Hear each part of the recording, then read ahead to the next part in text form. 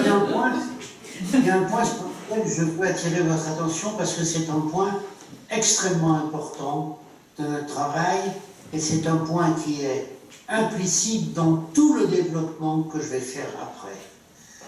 Le point est le suivant.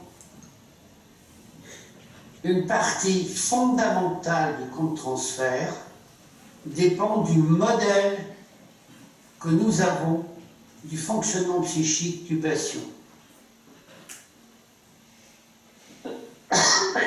Хочу обратить ваше внимание на очень важную точку, или на важный момент.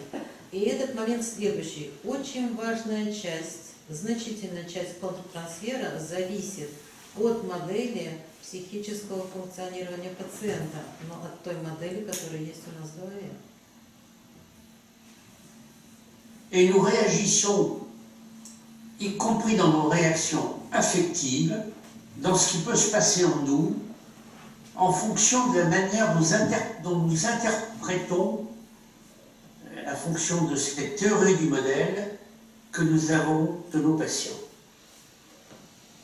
Мы реагируем, включая эффективные реакции на пациента от того, и это зависит от того, как мы интерпретируем теорию модели функционирования пациента.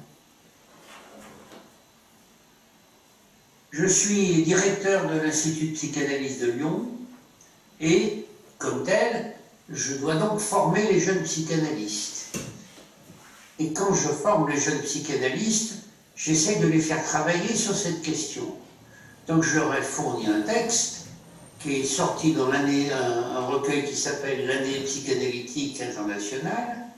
Et dans ce texte-là, il s'agit d'une psychanalyste italienne que je connais, pour laquelle j'ai beaucoup d'estime, qui raconte un cas et les difficultés que ce cas ont entravé, ont apporté pour elle.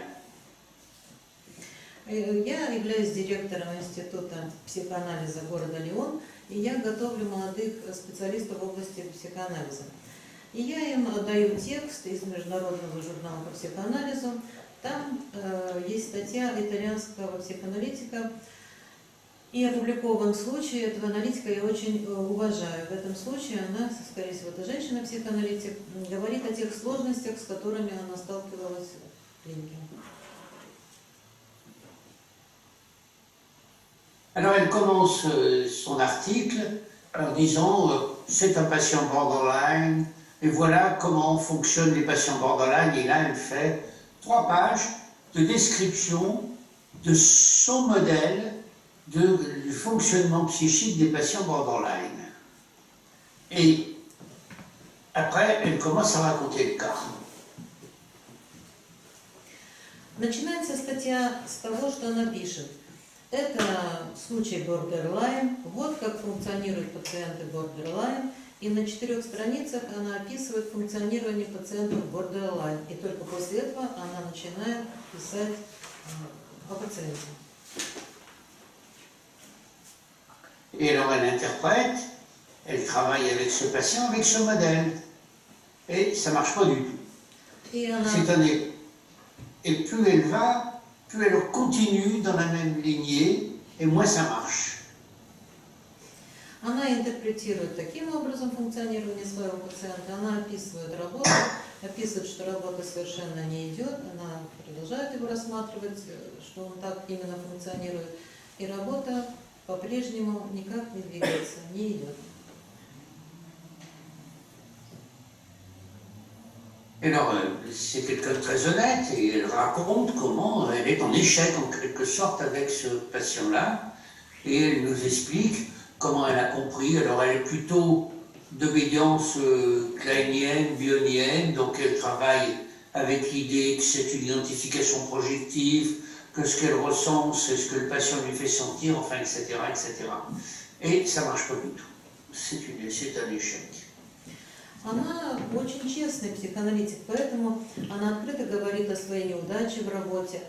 Она описывает свою работу больше в клинианском и в бионианском стиле. Она говорит, что вот из-за проективной идентификации она чувствовала то-то и то-то. И она продолжает работать, но работа не двигается, не идет. Et au bout d'à peu près 1 an et demi, d'un seul coup, il y a quelque chose qui change. Elle s'aperçoit que la manière dont elle a travaillé avec ce patient ne marchait pas. Et d'un seul coup, elle s'aperçoit qu'il se passe quelque chose de particulier en elle, c'est qu'elle a peur.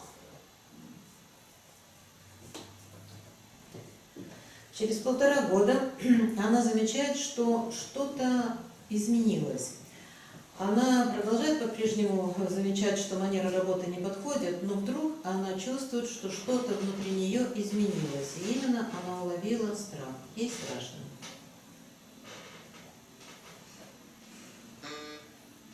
Alors, ce qui est intéressant, c'est qu'à partir de ce moment-là, elle se met à écouter son patient d'une certaine manière en mettant de côté toutes les théories qu'elle avait pu avoir de lui, et puis elle se met à essayer de comprendre pourquoi elle a peur, qu'est-ce qui se passe, etc. Et d'un seul coup, le climat des séances,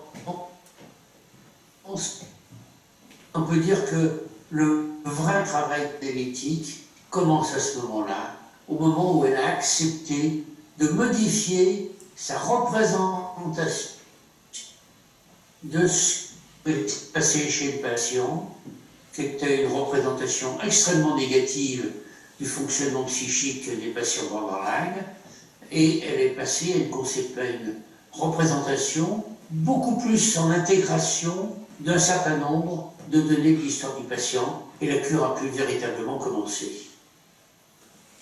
Начиная с этого момента, она слушает пациента, отложив в сторону все свои теории.